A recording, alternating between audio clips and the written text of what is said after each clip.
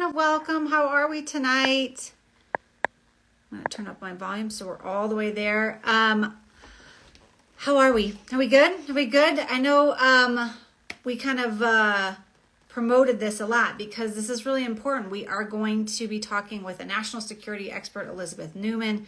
She's already on it. Saw the headlines just this past Tuesday. Elizabeth's going to hop on here, but I'm going to give us a little context while she pops on here. On Tuesday, the Justice Department, here we go. Hi, Elizabeth. Hello. Good to see you. Okay, I'm just giving context for the conversation. On this week on Tuesday, the Justice Department announced charges against a citizen of Afghanistan residing in Oklahoma City for conspiring to conduct an election-day terrorist attack in the United States on behalf of ISIS. So apparently Nasser Ahmed Tawhid traveled to the U.S. back in September of 2021, days after the withdrawal from Afghanistan. And according to the criminal complaint that was filed, he was or is, and we're going to talk to Elizabeth about this more, on parole status pending adjudication for his immigration proceedings. So we're going to talk to Elizabeth about this. She has the latest information. She has the inside source. She's going to give us her resume because it's lengthy and incredibly impressive. Elizabeth Neumann worked for the G.W. Bush administration and the former Trump administration in the Department of Homeland Security, National Threat Prevention. And I could not be more impressed by Elizabeth. And I'm so glad that she is giving us our time. She's been all over the news as of late. People want to get her expert opinion on lots of things. So before we dive in and she gives us a little bit of her background, and then she takes a lot of our questions that have accumulated from the community over the last couple of days, I want to say three things really quickly about this conversation. One, I think we know this, but this was a serious threat. And the arrest itself highlights really the effectiveness and the vigilance of the U.S. national security and law enforcement agencies in preventing this plan to be carried out. And the work of these agencies really ensured that the threat was neutralized before any harm could be done. So there are thousands of people behind the scenes, and Elizabeth knows many of them, that are working tirelessly, including Elizabeth herself, to keep American citizens safe from these very things. So one, this was a serious threat, and Elizabeth's going to tell us about it. Number two, this is really important, ladies. The actions of this one person, I know you know this because so many of you have been loving on and getting in close proximity to and helping resettle so many of these Afghan families here in the U.S. But we know this, the actions of one person should not and do not reflect on the character of the broader Afghan community coming into the United States. Some of you, I don't have to tell you this because you are in love with your Afghan neighbor that you have been in relationship with and doing life with for so long. And so many of you, your family members or you yourself fought alongside Afghan allies, and you know and can attribute your very life to some of those people. So again, we don't think the actions of this individual are to be a blanket statement over this community or should shadow the contributions that this community and population of people have made to the United States military and to our country. So, and lastly, thirdly, you know, we at Women of Welcome and with World Relief and National Immigration Forum, we have been advocating for a while now for the Afghan Adjustment Act. We would love for you to join us in that. This is a piece of legislation that would give resources to provide additional rigorous vetting and even more scrutiny to those entering into the United States for humanitarian reasons, adding, honestly, like stability and additional security to the country and newcomers that are coming. So the Afghan Adjustment Act, if you see that in the news, if you hear about that, that is something we would love for you to raise your voice for. If you want more information about that, you comment below or you DM Women of Welcome, and we will send you all of the scripts to say to your congressional leaders. This is important to ensure the flourishing of our Afghan allies here in the U.S. and then also really bolster our security for those that are coming in on humanitarian parole. So without further ado, let's get to this headline. And I want to introduce you to Elizabeth. I'm going to have Elizabeth introduce herself a little bit because honestly, every time I've tried to say her title and like share with you her resume, I'm tripping over my words with how much experience and how lengthy her titles have been in serving this nation in security and threat prevention. So Elizabeth, tell us just a little bit about your background in national security and threat prevention. What do you do? How long have you been doing it? Who have you been serving within administrations? Tell us the things. Let's see. I started in the George W. Bush administration. I actually was working on the Faith-Based and Community Initiative, if any of you out there are old enough to remember that. This was a part of George W. Bush's compassionate conservative agenda, and I worked on that for the first 2 years. But during that time, 9/11 happened, and it kind of changed my drive, if you will. Like it was a very scary day. I was very young, and it definitely formed me, and I kind of made this commitment that I would do whatever it took to make sure America never had a bad day again like that. And I ended up with an opportunity to work in the Homeland Security Council at the White House for Bush, and have really kind of been doing it ever since. So it started literally answering phones, and then eventually working on policy with operators that were super kind to me and taught me a lot of things. They didn't like to do a lot of writing, so I would do their homework for them, if you will. I would do the policy writing, and they would teach me a lot. And so it was a learn on the job kind of thing. You didn't have Homeland Security degrees back then. And yeah, so that's how I got my start. And I've been dabbling in various parts. Homeland Security is a very broad field. It's everything from hurricane response that's happening right now in Florida to the information sharing tools that we use to make sure that we can detect and disrupt a terrorist attack that's being plotted on our soil or overseas. Like it's a very, very expansive field.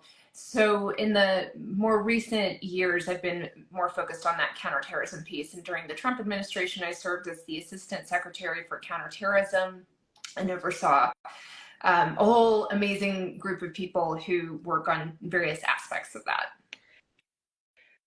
Okay, wow, that sounds like a really big, important job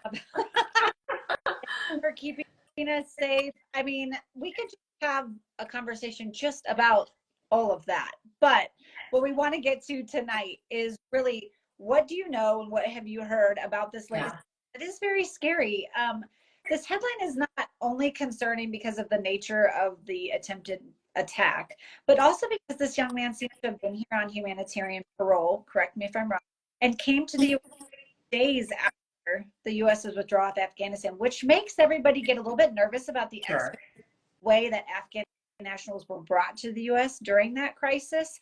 And then also just brings up all the questions of, is our vetting thorough enough? What are we doing? Does it need, as we're advocating for more robust initiatives to be attached to it and resources? So I guess first things first, if we back up, what is the latest information you're hearing about this story from your internal sources and your connection?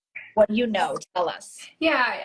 I mean, the indictment tells us a lot, and then you can kind of read between the lines, and if you have enough knowledge of how the system works, to kind of piece together some things that I feel fairly confident are probably accurate. But before we even talk about the specific case, I think it's important to put this into context. For sure, when we left Afghanistan, ISIS was pretty the ISIS as what we normally think of as in the Middle East. There was a part of ISIS that kind of was known as ISIS-K, ISIS Khorasan, and they were active, but they were very locally focused. And so you often heard, and I disagreed with this characterization, by the way, but you often heard like, we've got terrorism under control. Like we can handle this through drones, through partnerships. We don't need a presence in Afghanistan. That was part of the argument for why we could withdraw. We're not here to revisit that decision, but I think what is pretty universally accepted in the last year is that ISIS-K, that ISIS component of Khorasan that is near Afghanistan, in Afghanistan, has grown in its capabilities and has started to plan what in our community we call external ops, meaning they're planning attacks outside of where they physically are located. And that was maybe for some not surprising. You give any terrorist group enough time and space, if they have the desire, they can reconstitute, get the funds, get the training in place. What's uniquely different about ISIS compared to Al Qaeda is that most of what they do is train people online. They don't require you to travel like the old Al Qaeda model, where you had to go to Afghanistan and figure out how to, develop a plot plan and have multiple people all around the globe that are going to support your attack.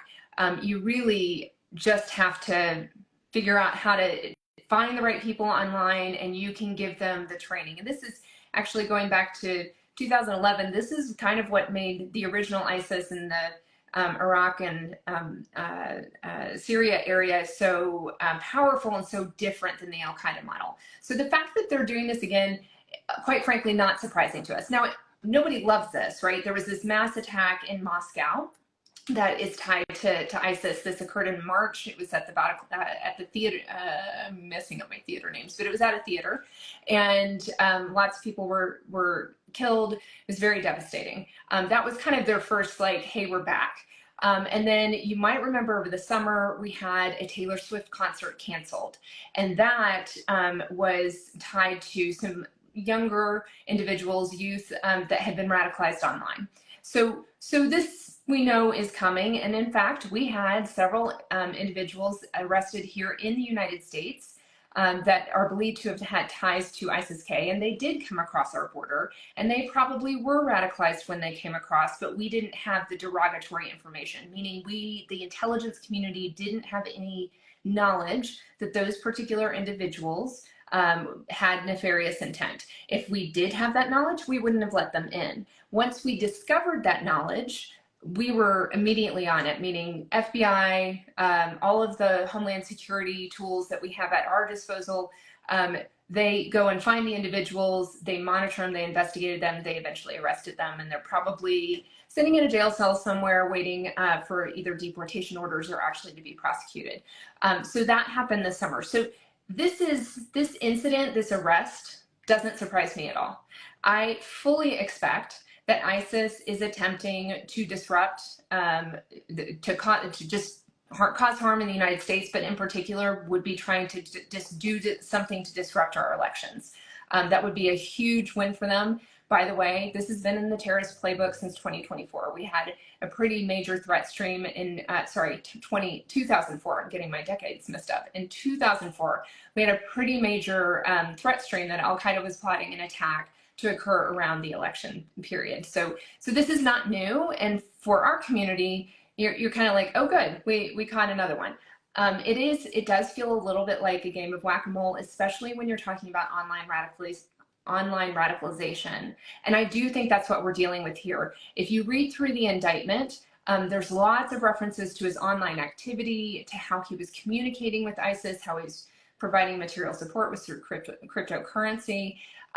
Most likely this individual radicalized online. We do know, we've heard confirmation from the Department of Homeland Security that when they conducted the vetting of this individual in September of 2021, they did not have any derogatory information. So there was no known info in any of our holdings that this person had an ISIS affiliation.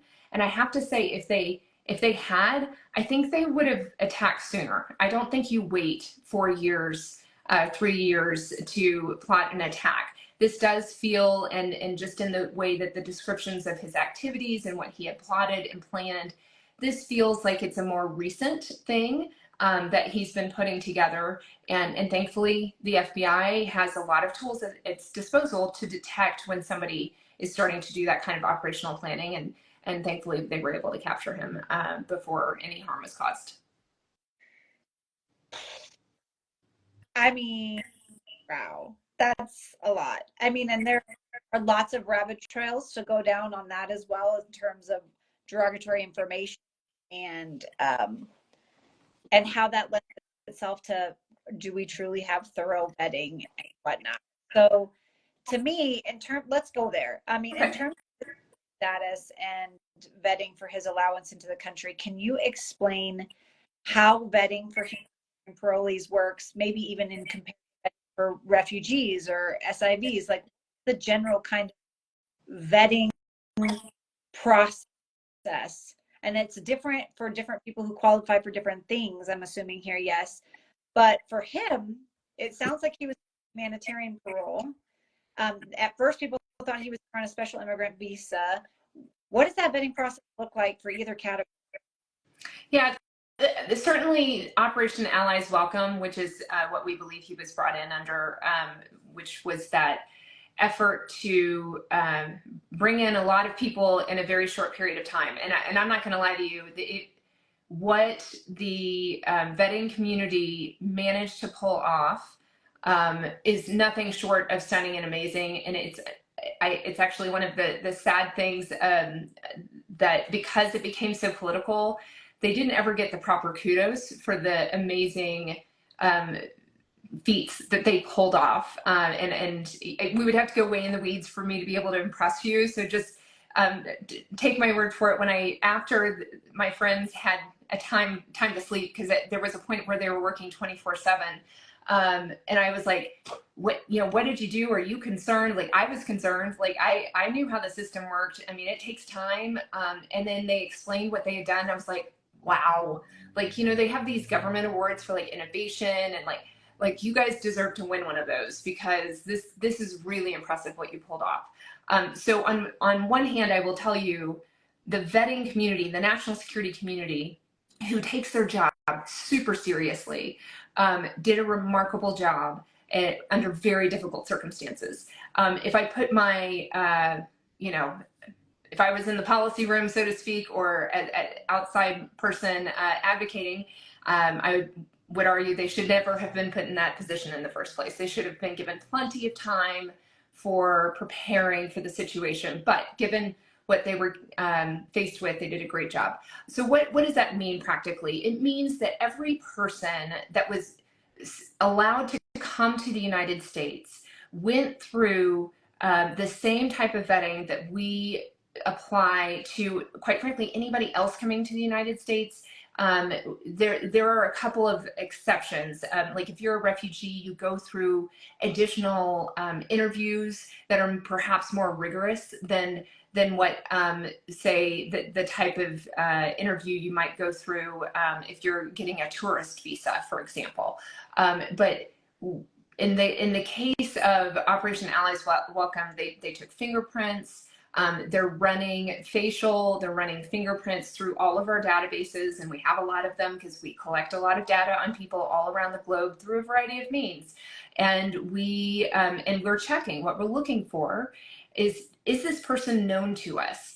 Do they have they shown up? We're looking at phone numbers. We're looking at have you happened to be at the same place at the same time as a known bad guy? And we have ways to know that. So we're looking through all of this massive reams of data that the U.S. intelligence community and our law enforcement community and our partners. It's not just our holdings. We're comparing like all of our allies, the United Kingdom and Australia and Canada, most of the European nations. We all share data.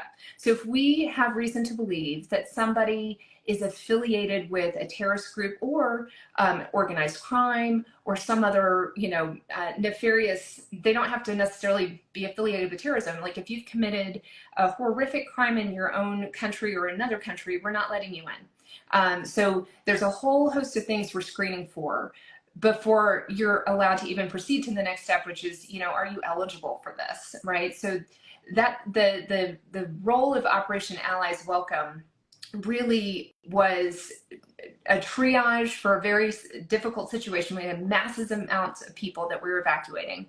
We brought them to a third country, meaning not the United States. And we do that intentionally because once you enter the United States, different laws apply, certain constitutional protections apply.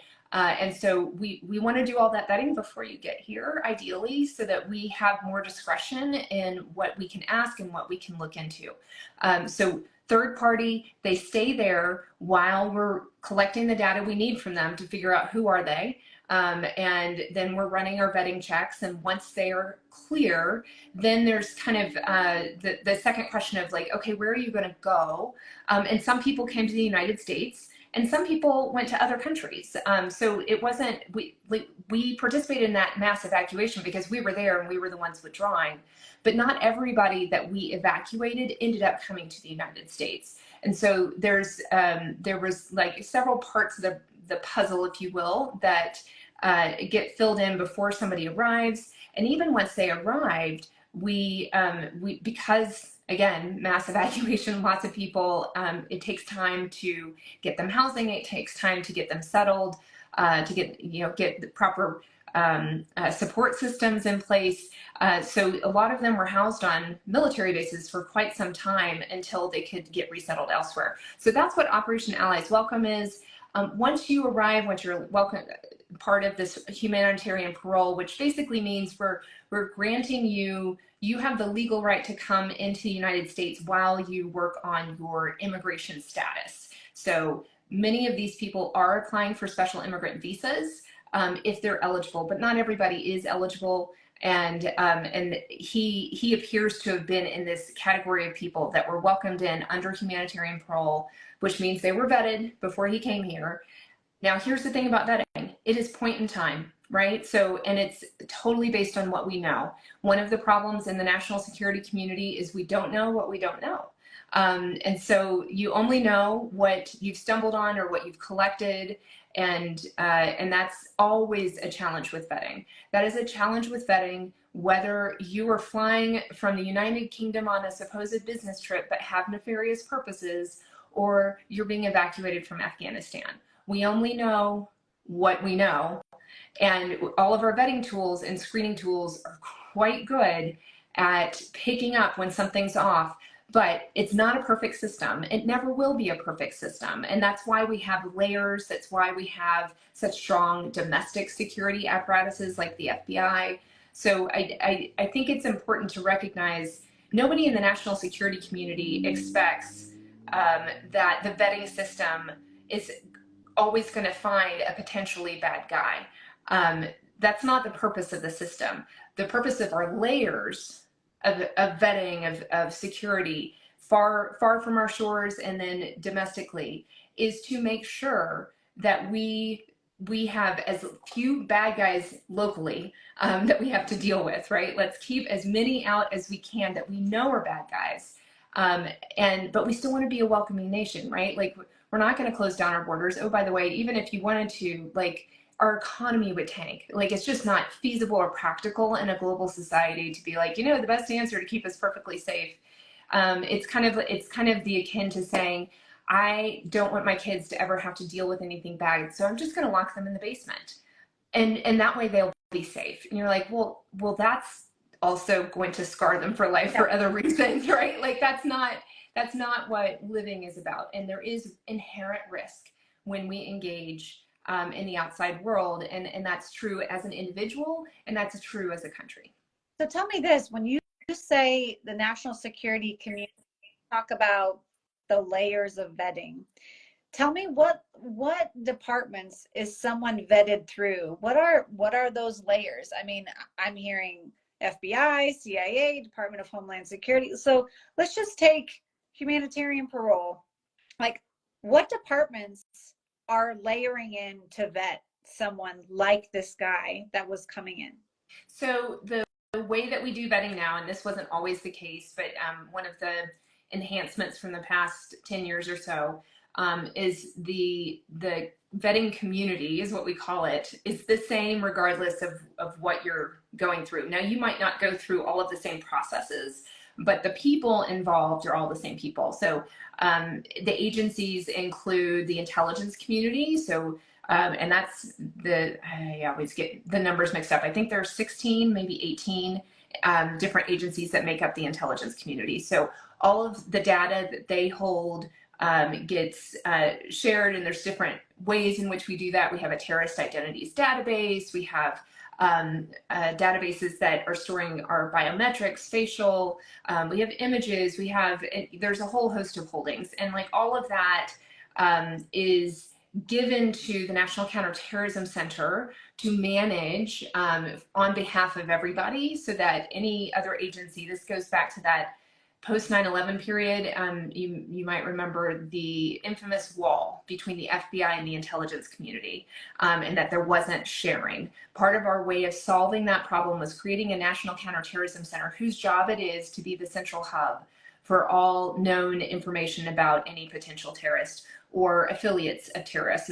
Quite frequently, and this comes up when we talk about the southern border, often you'll hear like, oh my gosh, there was a terrorist watch list hit. Most of those hits are not necessarily known or even suspected terrorists. Most of those hits tend to be individuals that we suspect might have an affiliation, but we don't have good data to know one way or the other. So we want to know, like, if they're coming across, like, we want to talk to you, we want to figure you out. And you know, a good deal of time it just washes out. Like, no, they're not the person we thought they were, or no, in fact, they don't have an affiliation. It's actually pretty rare that an actual known terrorist tries to come into the country, because by now they've figured out that we know who they are. So they know it's not worth their effort to try to come, because we're gonna detect them and stop them. So it's when we're talking about vetting, we kind of over calibrate. In fact, a lot of civil libertarians think we set the limits. How do I phrase this? So our limits for what causes a flag. A lot of civil libertarians think it's too broad. Yeah, it's too broad. Like, so we have a tendency, like, and we're the security guys. We're like, anybody that you even have a question about, I want to talk to. I want to make sure that I'm comfortable. So yeah, I want you to flag, and then we'll do the due process in person. Yeah.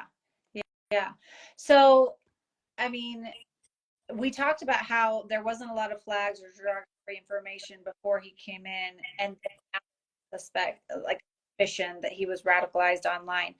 Talk to me about that. I mean, you just wrote a book called Kingdom of Rage, and it was talking really just about a lot of kind of the evangelicals community and the contribution that they've had in what you call this kind of combustible ideology that's contributing to kind of terrorism here in the US. But I know that's a little bit of a rabbit trail off of what we are really talking about right now, but tell us what you mean when you say you think he was radicalized, or he was likely radicalized when he got to the US, and what does someone like people, women in our community, what do you do with that? Like, is there anything to be done when you think about how do I prevent someone from being radicalized online? Is there is there anything we can do about that? So talk to us about that a little bit. Yeah. The reality is most radicalization occurs online now. It's not in person. That was not the case, say, 15 years ago. Statistically, the people that researchers would either go and talk to, like, there's a type of researcher that's called an ethnographic researcher, and they like go and live with terrorists, and so, you know, they'll go and talk to them, or we'll dig into their history after they're deceased, or we'll go talk to them once they're in jail. So from that gleaning of, like, how did you get to this place where you thought violence was an option? You come to realize that pre-2010, it's mostly in person. You've run into somebody or a group of people, and it's very much, you get the sense a way of finding belonging is one of the primary drivers behind somebody's pull into terrorism and extremism. After 2010, it starts to shift, and by 2018, it's almost exclusively online. Now, that doesn't mean you don't ever meet somebody in real life, or that you don't engage with individuals online. It's just that you don't have to accidentally run into somebody or get personally recruited offline anymore. So of course it can happen at scale and much, much faster. In fact, the FBI has kind of been warning, like, what they call the flash to bang, which is from the moment of radicalization starting to when somebody's about to carry out an attack. It used to be in the order of years. It is now in the order of months. And I, when I was in government, was briefed on a case that was in the order of days. So the problem with online radicalization is not just that you can reach more people, so you're dealing with a larger group of people that are potentially radicalized, but it also happens so much faster. So if you are law enforcement, you have less time to detect and disrupt, and so you need help, right? And this brings me a little bit to your question about what can we do. Like, one of the most important tools that we have are citizens just being observant about their surroundings.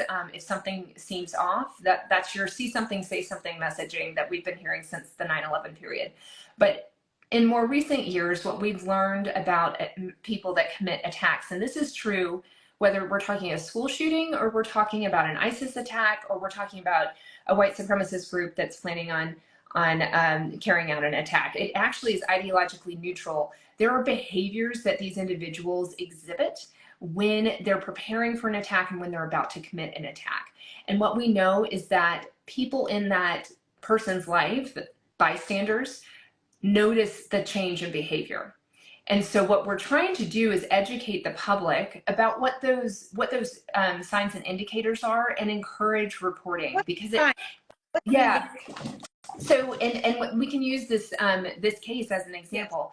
It was actually fairly dramatic. There's a guidebook online. I'm sorry for the thumbs up, but there's a guidebook online that the National Counterterrorism Center puts out. And if you just Google NCTC mobilization indicators, it'll pop up for you, and it has a whole lengthy list. But some of the things, it kind of, when I was reading the indictment, I was like, oh, this is textbook. He sent his family overseas. He sold his property. He basically was putting his affairs in order. He also posted a number of videos kind of talking about things coming to an end. So what is more normal in maybe a domestic case, so not somebody sending their family overseas and selling their property, what we tend to see is somebody that's increasingly agitated, increasingly withdrawn.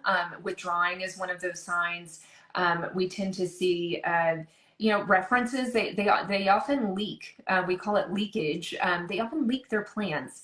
And it's not going to be in a very obvious way, but it's going to be passing references to I've just got to end it all, or that if there's a grievance, it might be about the grievance, like it's time for that person to pay. And so they're saying things, and it's really, really easy as a bystander, especially if it's somebody you love, to be like, oh, they're just going through a rough time. And the encouragement that we now give people is like, don't brush it aside. You really should reach out for help. And if you have awareness that the person has access to weapons and they might be buying more weapons, then you really do need to call law enforcement, because at that point you need the legal tools to be able to remove weapons from the house.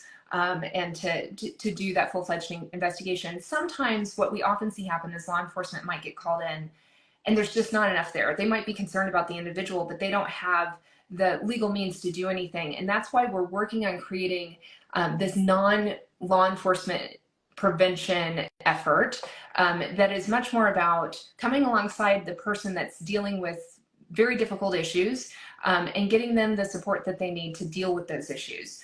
So what we know about why people mobilize to violence, it's not the ideology. So this individual, yes, he affiliated with ISIS.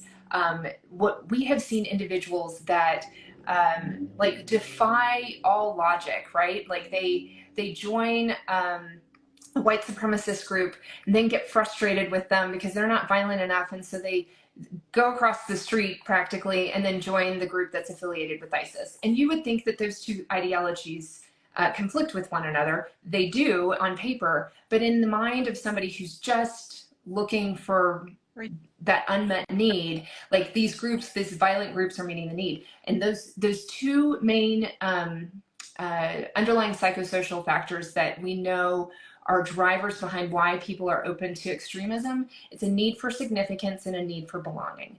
And it's usually activated by some type of life crisis. So it's loss of a loved one, loss of a job, loss of, experiencing some sort of humiliation is often a cause. We often see, for example, in school shooters that they were bullied.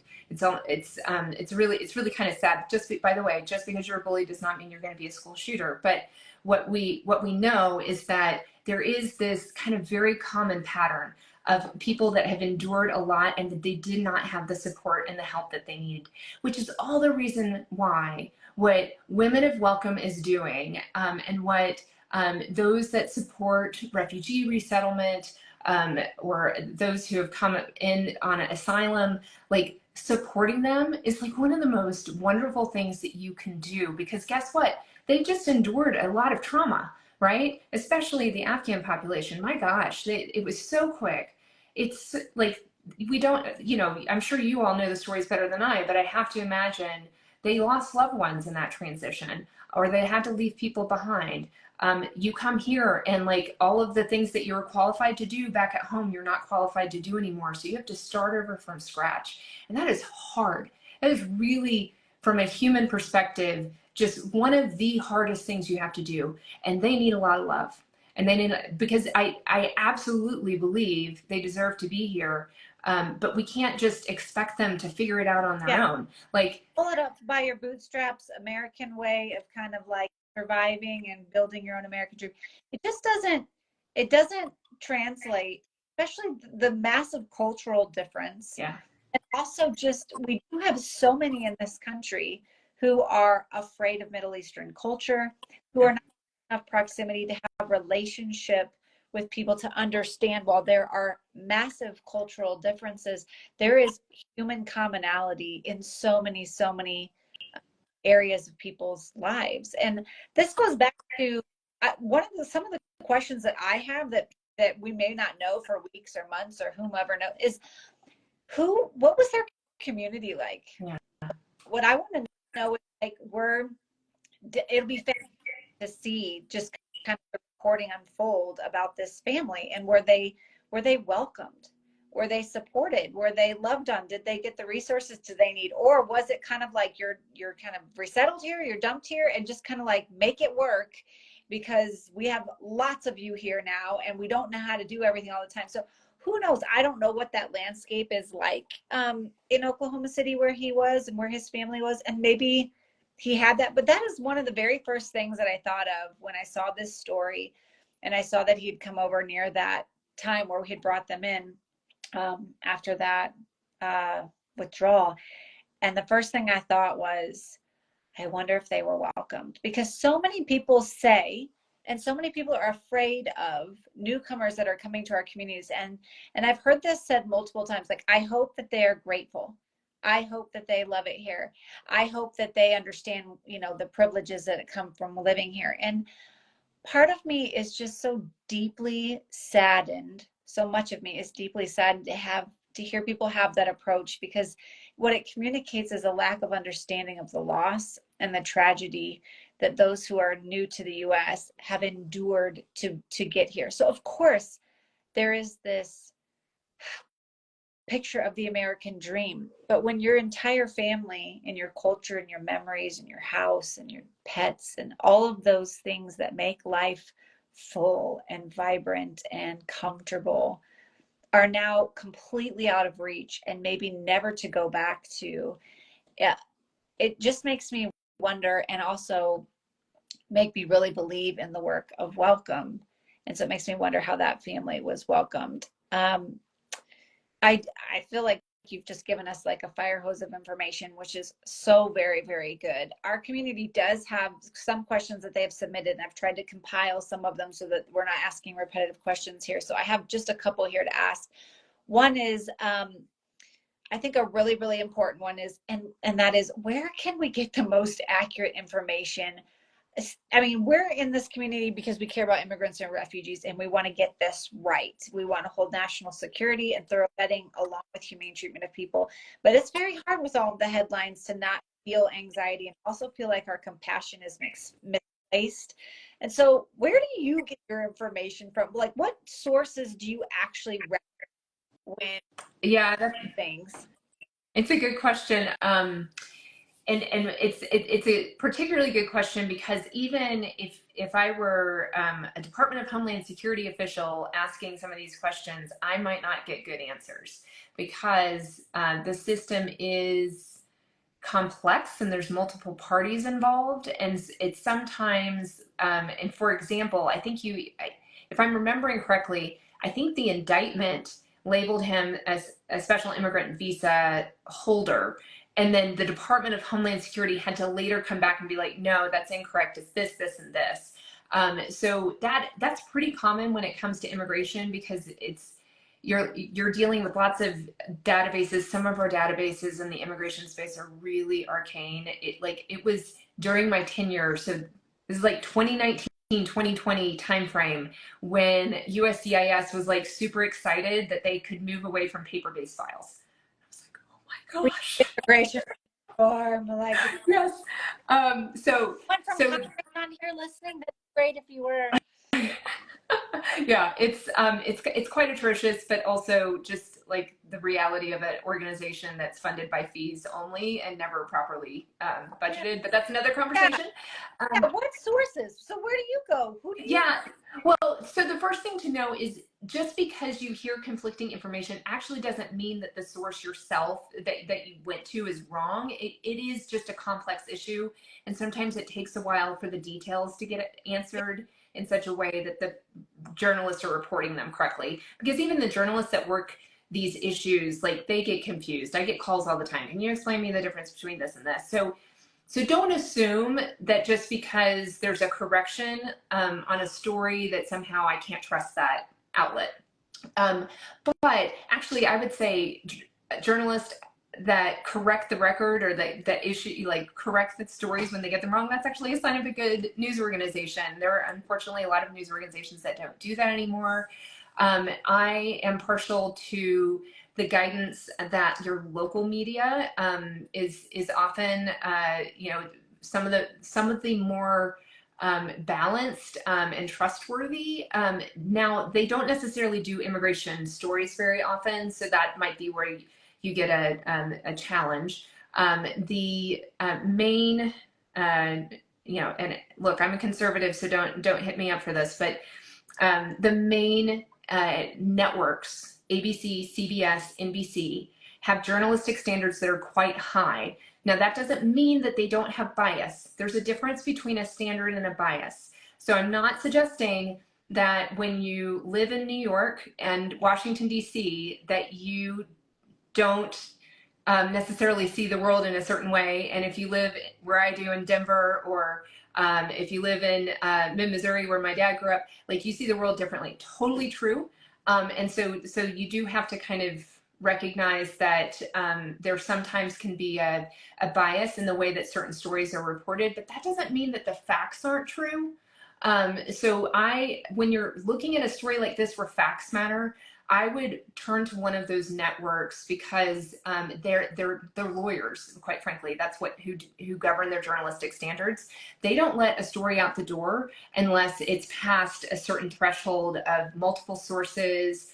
It's quite rigorous. I work for ABC News on the side, and I've watched it up close for the last 3 years, and it actually blew me away. I was like, wow, I actually have more trust in journalism now watching this from the inside. It's like you have to really have discernment about a personality you like versus an outlet that is obligated and legally obligated to present facts. You have a personality that would present something a certain way, but part of that is a little bit of like reading between the lines too, but I mean, I don't know about you, but I'm kind of partial to like NPR and some of those like mainstream newswire kind of, which is where a lot of those, affiliates are getting their information too. I mean, what would you say? Okay, we'll end on this and go to the next question. But what would you say is your like go to if something's happened, pop up and you look what?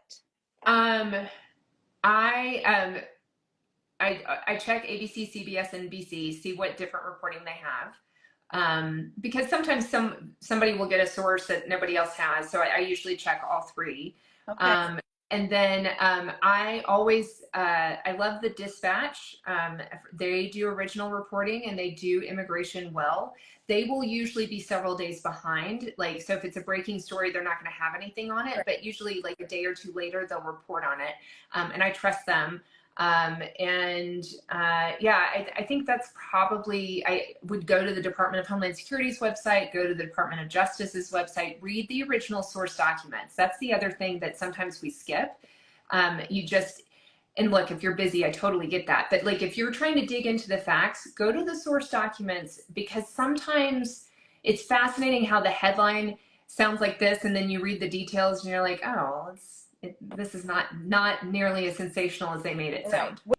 Which is likely so much of, we have entertainment news, network news, all of that completely meshed together, and it's frustrating to say the least. But okay, next. Thank you for answering that, because I definitely directly asked you and put you on the spot. Okay, so this one says the news reports are saying he was on an SIV visa, humanitarian parole. Who knows why? What was the reasoning, and why all of that after kind of all of those checkpoints? Do we have any indication that he was an ally or worked for the U.S. military in at any point in time? Do we have that information? It's unclear right now from what I can tell.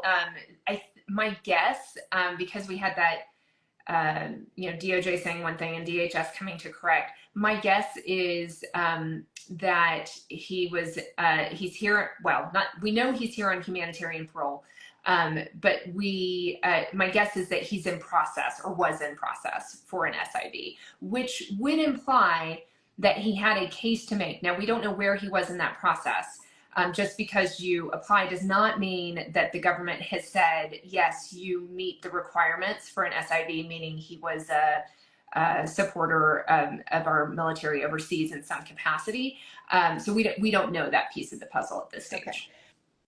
What we do know is that he was likely radicalized after coming, what we realized. Okay, at this point in time. Okay, so we have time for just one more question, because I'm sure you have an evening to get to.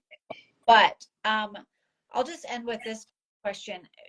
What do you think, especially as Christians, what is the role we have to play in preventing future acts of extremism and terror, whether that has to do with newcomers to the U.S. or just in general? What do you feel like, what do we have to contribute? What is our role to play in all this? Oh, I could talk an hour about this, right? And in fact, I wrote a book about it. But I would say my top line, and it's going to sound simplistic. So my encouragement would be go read the second half of my book, because it's not simple. We need to recover civility in the country. We need to recover kindness and truly learn how to love our neighbor, even the neighbor that we disagree with, that's from the other tribe. We are in an epidemic of violence in this country. We've grown numb to it, and we don't have to live this way. I think the reason we grow numb to it is because we feel powerless to do something. Yeah. And the reality is that we have the science, the data to tell us how to stop this epidemic. And yes, there are things governments need to do. There are things that trained professionals need to do. It'd be great for you to know about those things so you can support them. If you're a mental health professional, by the way, oh my gosh, we need you. This country desperately needs your skills. And there's a lot that we could be doing to reduce the violence in that stage where somebody is in the process of radicalizing. But we also know that one of the key ways to reduce the amount of violence is to reduce the number of people that are vulnerable to radicalization in the first place. And that's something we all can contribute to.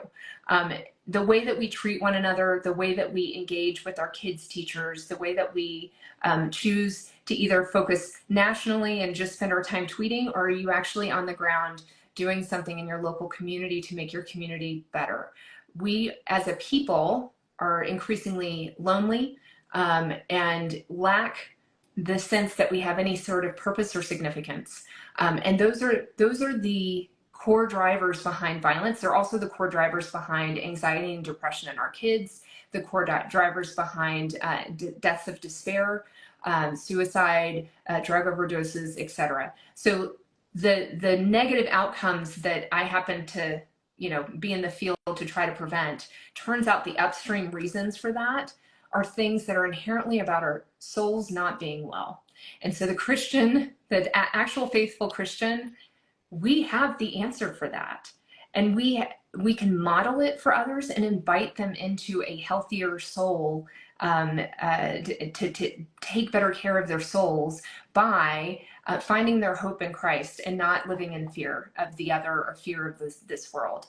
There are so many things that the church could be doing, being salt and light in this very dark world that we live in.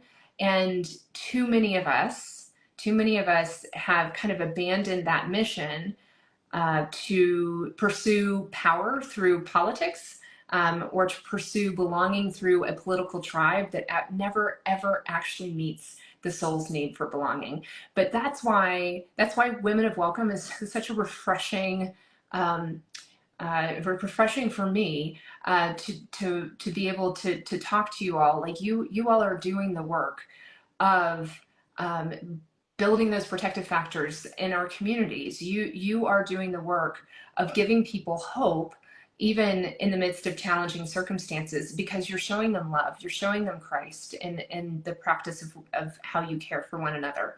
And so that gives me great hope. I would just want to say, keep up what you guys are doing. It's amazing, and I'm very grateful for you. Oh, thank you. I lied. I'm going to ask one. Ah, no. That was such a good wrap up, Bree. It was, but I think that this is important, because I think that this is a very real question. And the real question is, so we understand that we love that mission and we want to go after that mission. And when some of us start engaging in the very mission that you're talking about, and we're sold out, we're into that, we know that we want to start taking steps of proximity. We know that we want to start practicing wise empathy, and also just flexing this muscle of getting into the messy margins. Headlines like this will easily come back in our face. So like, we're stepping into it, not everybody, this one individual shouldn't blanket all of this. And then someone will say, and this is very, very real, hey, this headline is proof that you are being naive, that your compassion is misplaced, and that you care about Americans' safety before you care about loving your neighbor. What about loving your American neighbor? And so they'll say this headline is proof that we don't have thorough enough vetting, and that your compassion is misplaced. What would you say to that? And this will be my last question, because this is something that comes up a lot. We work out that worldview that we just talked about, and that's what we're confronted with. And then we're like, I'm not a national security expert. Is my compassion misplaced? Is my empathy, not worth it here? What would you say to that? I believe fundamentally, and this comes from a place that you have to understand. When I joined the Trump administration, I had been out of government for a while, and living outside of Washington, D.C., and I came in and ended up in this role that was overseeing the enhancement of our vetting procedures. Extreme vetting. That was my team. The Muslim travel ban. My team oversaw the post Supreme Court decision mechanics of how we were implementing that. I was in the thick of the weeds for trying to make sure that bad people can't come into this country, and I'm passionate about that. What I came away from that experience was just a phenomenal respect for the men and women of the national security and what they had built over the past 2 decades, that it is amazingly strong set of capabilities. And look, I said earlier, I'm not a believer in the idea that one security tool can be a zero fail, right? I think you need multiple security tools so that you get to that goal of zero fail. So I'm not looking for vetting to be perfect and that like never are we going to have an instance of somebody coming here and and we didn't know the information, that they were not somebody that should be admitted, or that they come here and that they radicalize later. By the way, somebody on this very call might have something horrific happen in their life next year and radicalize online. The ability to radicalize online can happen to any of us. It should humble us. It should make us recognize that we're vulnerable too. And if we're not anchored in Jesus, these extremists have really powerful narratives that can persuade you to think that, you know what, violence is the solution to my problems. So the online radicalization piece of this is, in some ways, kind of level sets the field. Like, you can't make it about somebody that came from over there is actually the person at risk. We have more deaths from terrorist attacks and mass attacks coming from Americans than from anybody that came from overseas. Like by far, like exponentially higher numbers. And this goes back decades. It's not a new phenomenon. We are a violent culture. So I fundamentally disagree with this idea that because you're showing compassion to a newcomer, that somehow you don't care about security. You can do both. We can have strong security. We can have secure borders. We can have a great vetting system. We can say no to people that we think your intent is malicious and we don't want you here. You can also be welcoming to the many, many millions of people who are not malicious, who are amazing contributors, not only to our economy, but also our culture and our society. You don't have to choose one over the other. But here's the thing that, like, as you started to ask the question, Bree, the first thought that I had was Jesus invited Judas to be a member of his disciples. Inner circle, table. And he knew. At some point he knew. We don't know exactly how or when he knew. But he knew that was part of his Father's will, right? Like, so that's part of this here. But we don't know. We don't have the ability to look at somebody. The best vetter out there that's doing a personal interview of somebody that wants to come to our country, they could be super talented at it. They are not God. They cannot see the heart. They don't know. And so even for us to have some sort of godlike mentality that somehow we can't let anybody in because one of them might be bad, and you're like, but Jesus knew. He did have the power to know, and he welcomed him anyway. And there was a reason for that. It was a part of God's plan. I'm not suggesting that we invite the terrorist into the country. That's not the point of this metaphor. Right. My point is, if our Savior can be that compassionate, then who are we to live in fear and say, no, I'm not going to welcome somebody because they might happen to be a bad guy, even though I have no evidence to suggest that. Like, that is the opposite of what our Savior said was our calling. He said, go and make disciples. He didn't say, stay home and be safe. He said to be welcoming to the widow, the orphan, and the stranger.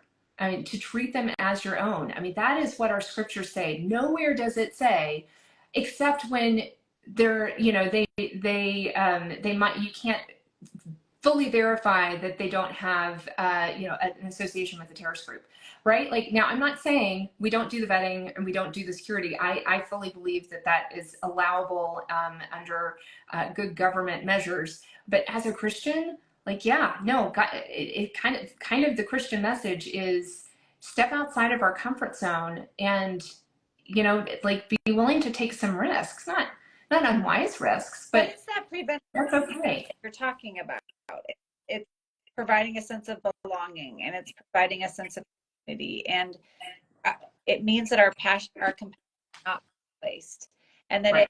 It to do with politics. This is something we talk about a lot. It's just that our compassion is not to be political. It's meant to be prophetic.